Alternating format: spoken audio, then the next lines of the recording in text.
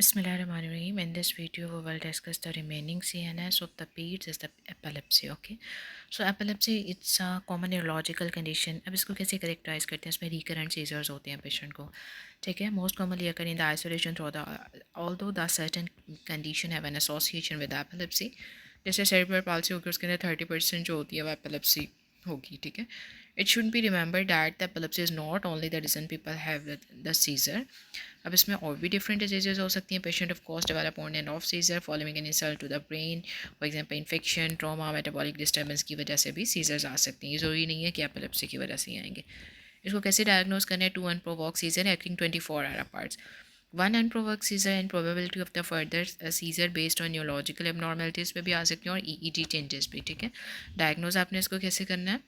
Clinically आप history लोगे scissor की, ऑन से कब शुरू हुए, कितनी बार आए, कितना ड्यूरेशन था, कैसे प्रोग्रेस किए, ठीक है. डिस्क्रिप्शन, वीडियो एवेलुएशन टाइप वगैरह. प्रेजेंट इलनेस देखोगे, बर्थ हिस्ट्री पूछोगे, डेवलपमेंटल माइलस्टोन की हिस्ट्री लोगे, डिलाइट तो नहीं है, फैमिली हिस्ट्री लोगे. फिजिकल एग्जामिनेशन के अंदर आपने all system of the body check करनी है. न्यूरोलॉजिकल एग्जामिनेशन के अंदर आपने उसकी सारी डिटेल, डेवलपमेंट, मोटर, सेंसरीज का सब कुछ एग्जामिन करना है अच्छे से. अब इसमें ना डिसऑर्डर के अंदर फेब्राइल कन्वेयर जो मैंने आपको ऑलरेडी बताया 6 मंथ से 5 ईयर तक होते हैं. मोस्टली वायरल इन्फेक्शन की वजह से हो सकती है. इसमें मोस्टली ज़्यादातर जनरलाइज्ड टॉनिक क्लॉनिक होते हैं, ब्रीफ पीरियड के लिए होते हैं. अब जो साइकोजेनिक नॉन एपिलेप्टिक हैं ये इसे सूडो सीजर्स भी बोलते हैं. ये प्रेजेंट करते हैं with epileptic like seizure but do not have a characteristic electrical discharge. Abnormalities की वजह से ही होता है ना, एबनॉर्मल इलेक्ट्रिक डिस्चार्ज की वजह से सीजर्स होंगे. अब इसको क्लासीफाई हम करते हैं जनरलाइज और पार्शियल के अंदर. जनरलाइज जो है कॉन्शियसनेस इज लॉस्ट इमीडिएटली, इसमें कोई फोकल फीचर्स नहीं होते. पार्शियल के अंदर क्या होता है, ये प्रोग्रेस होकर जनरलाइज में कन्वर्ट हो जाते हैं. अब इसकी एग्जांपल्स में देख लेते हैं. जो ग्रैंड माल होते हैं जैसे हम टॉनिक क्लॉनिक बोलते हैं, इसमें मसल कॉन्ट्रेक्शन होगी, रिपीटेड कॉन्ट्रेक्शन और रिलैक्सेशन, टोन बढ़ जाएगी, क्लॉन भी, ठीक है. पैटेट मॉल के अंदर एब्सेंस होते हैं, इसके अंदर ये अराउंड 10 सेकेंड के लिए होते हैं. Brief episode where the patient appear blank और they are the straining. Myoclonic के अंदर मसल जर्क होगा, ठीक है. एटॉनिक के अंदर क्या होता है, मसल की टोन ख़त्म हो जाती है. और पार्शियल सीजर्स के अंदर क्या होगा, ये प्रोग्रेस होके progressing to the generalise seizure, ठीक हो गया. मायोक्लॉनिक के अंदर रैपिड मसल जर्क है, पार्शियल के अंदर progressing to the generalise seizure है. एटॉनिक के अंदर बिल्कुल टोन ख़त्म हो जाएगी, एकदम से फॉल हो जाता है. पार्शियल सीजर की सब टाइप के अंदर सिंपल और फिर कॉम्प्लेक्स आ जाएगा. सिंपल के अंदर non disturbance of the consciousness और वेरियंस, कॉम्प्लेक्स के अंदर कॉन्शियसनेस डिस्टर्ब होती है. मोस्टली टेम्पोरल लोब जो है वो उसकी वजह से होता है. इसमें मोटर जैक्सोनियन हो सकते हैं. अब जैक्सोनियन क्या होते हैं, ये एक फोकल मोटर सीजर होते हैं. कहाँ पे, एक पार्ट ऑफ द बॉडी से शुरू होंगे वो फिर मार्च की फॉर्म में पूरी बॉडी के अंदर स्प्रेड हो रहे होते हैं only on the one side of the body. की पॉइंट इसमें क्या होगा कि मोटर वॉर्टेक्स के अंदर इलेक्ट्रिकल डिस्चार्ज अब नॉर्मल होता है. Patient remain conscious during the seizure.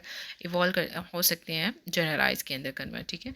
Mostly ये फोकल एपिलेप्सी के अंदर देखा जाता है. अब इन्फेंटाइल स्पैज्म को हम वेस्ट सिंड्रोम भी बोलते हैं. इसको आपने कैसे करेक्टराइज करना है?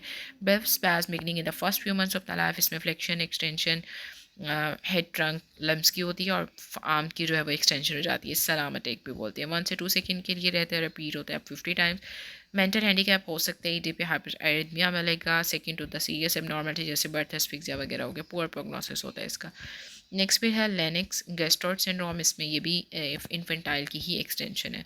इसमें जो मॉडरेट टू स्वेयर हैंडीकैप होगा, ठीक है. और ईजी पे आपको स्लो स्पाइक मिलेगी. कीटोजेनिक इसमें हेल्पफुल होती है. बेनाइन रोलैंडिक एपिलेप्सिस में पैरासीजिया वही unilateral face usually on waking up.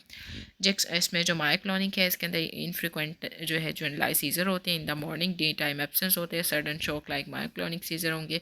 उसका वेलप्रोइड से गुड रिस्पॉन्स आता है. अब इसमें कुछ जैसे सिम्टम और साइन के अंदर जिनको जनरलाइज होते हैं ना वो अपनी टंग को भी बाइट कर लेते हैं. अब इन पेशेंट के अंदर क्या होगा, इनकॉन्टिनेंस ऑफ द यूरिन हो सकते हैं when taken history from a patient who present with a blackout और collapse. Following a seizure, patient typically have the post-ictal phase where they feel that drowsy and tired for around the 15 minute. Investigation आप इसमें क्या करवाओगे, EEG और MRI करवाते हैं. इसको आपने मैनेज कैसे करना होता है? न्यूरोलॉजिक ज़्यादातर न्यूरोलॉजिस्ट जो है ना वो स्टार्ट करवा देते हैं एपिलेप्टिक जैसे उसको सेकेंड एपिलेप्टिक का सीजर होगा. अब इसमें first line it's very very important. Generalise होंगे तो आपने वेलप्रोइड देना होता है और अगर जो है वो पार्शियल सीजर होंगे तो कार्बामेज़ापिन देंगे. Patient who drive, generally patient cannot drive for 6 months following a seizure. For the patient with the established epilepsy, they must be fit free for the 12 months. आपने उसको कहना कि पहले आपने 12 मंथ्स तक मतलब कोई सीजन नहीं आया फिर आप कर सकते हो. पेशेंट टेकिंग अदर मेडिकेशन जैसे कि एंटीबायोटिक एंड ये क्या करते हैं, ये P450 को इनहिबिट कर देते हैं. इसी वजह से उसका मेटाबॉलिज्म वेरी करता रहता है. For example warfarin. नेक्स्ट फिर देखो teenager at the risk of the pregnancy anti epileptic generally जो होते हैं वो टेरोटोजेनिक होते हैं, particularly sodium valproate. It is the most important at moment take advice from the neurologist prior to become pregnant. Breast feeding जो is consider safe for the mother taking the anti epileptic. Teenager के taking contraception बहुत effect of contraceptive on effectiveness of anti epileptic medication, effect of anti epileptic on effectiveness of contraceptive need to be consider. अब इसमें drug mechanism of action, इसमें it's very important. ज़्यादातर हम sodium वेलपोएट देते हैं ना generalise, मैंने आपको बताया फर्स्ट टाइम। ये क्या करता है, गामा की एक्टिविटी को बढ़ा देगा, लेकिन इसके साइड इफेक्ट क्या होंगे, एलोपेशिया, P450 का इनहिबिटर होता है, ट्रेमर हो सकते हैं, हेपेटाइटिस, थ्रोम्बोसाइटोपिनिया, टेरोटोजेनिक हो सकते हैं। कार्बामेज़ेपिन जो होता है ना, ये सोडियम चैनल्स, ये फर्स्ट लाइन है फॉर द पार्शियल सीजर, ये सोडियम चैनल के साथ बाइंड करेगा और इंक्रीजिंग देयर रिफ्लेक्टिव पीरियड। अब इसमें P450 एंजाइम इंड्यूसर हो सकता है, डिजीनेस है, ड्रोजीनेस है, ल्यूकोपीनिया, ग्रानुलोसाइटोसिस, और इसके अंदर ADH का सिंड्रोम होता है, विजुअल डिस्टर्बेंस। नेक्स्ट फिर आप याद रखोगे कि जो जनरलाइज और पार्शियल के लिए बाद में जो सेकेंड लाइन आती है ना, वो लेमोट्रेजिन होती है, सोडियम चैनल ब्लॉकर होता है। ठीक है, इसमें इसका side effect Steven Johnson syndrome होता है और ये सेकेंड लाइन होती है, सोडियम चैनल ब्लॉकर है। नेक्स्ट फिर फेनिटोइन। फेनिटोइन जो होता है no longer use first line due to the side effect profile की वजह से आप नहीं यूज़ करते हो, तो फिर ये क्या करता है, ये भी रिफ्लेक्टिव पीरियड को इंक्रीज़ करेगा। इसमें ये P450 एंजाइम इंड्यूसर होता है, ठीक है, वन हैबिटेट था, ये इंड्यूसर है। इसका मोस्ट इंपॉर्टेंट साइड इफेक्ट क्या होता है कि ये गम हाइपरप्लेजिया करता है, हिर्सुटिज्म करता है, ऑफिशियल फीचर कॉर्सन हो जाएंगे, anaemia, neuropathy, enhance vitamin D, lymphadenopathy वगैरह। ठीक है, अब आपने इसको मैनेज कैसे करना होता है सीज़र को। ज़्यादातर सीज़र ना खुद ब खुद स्टॉप हो जाते हैं, और जब अगर सीज़र 10 मिनट्स के अंदर भी नहीं रुक रहे तो फिर आप उसको कोई मेडिकेशन दोगे। फैमिली मेम्बर में administer them in the eventually term as a rescue medication. Benzodiazepines such as diazepam are typically used rectally और intranasally under the tongue। ठीक है, medical emergency if the patient continue to fit they have term to status है, पहले वो 30 minute से ज़्यादा हो जाते हैं।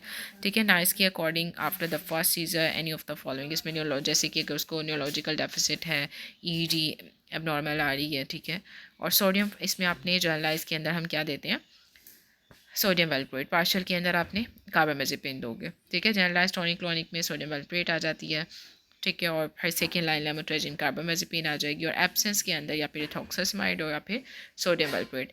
अब इसमें अगर तो फॉर एग्जांपल कोई असिस्टेंट टॉनिक क्लोनिक सीजर है, प्राइमरी जनरलाइज एपिलेप्सी में, तो आप सोडियम वेलप्रोएट देते हो। ठीक है, myoclonic seizure sodium valproate, second line जो है वो मायोक्लोनिक की बात हो रही है। इसमें आपने इसको आपने कैसे याद रखना है कि जैसे जनरलाइज के अंदर तो वेलप्रोएट याद रहेगा ना आपको। नेक्स्ट फिर जो है मायोक्लोनिक के अंदर आपने वेलप्रोएट देना होता है, सेकेंड लाइन के अंदर जो है वो क्लोनाजिपैम है और लेमोट्रेजिन है। अब पार्शियल सीजर के अंदर जो उसकी सेकेंड लाइन थी ना, वो उसकी फर्स्ट लाइन बन जाती है। जैसे कार्बामेज़ेपिन लेमोट्रेजिन पार्शियल में फर्स्ट लाइन होगी और सेकेंड लाइन जो है उसकी वेलप्रोएट, तो दोनों का ना ऑपोजिट हो जाता है।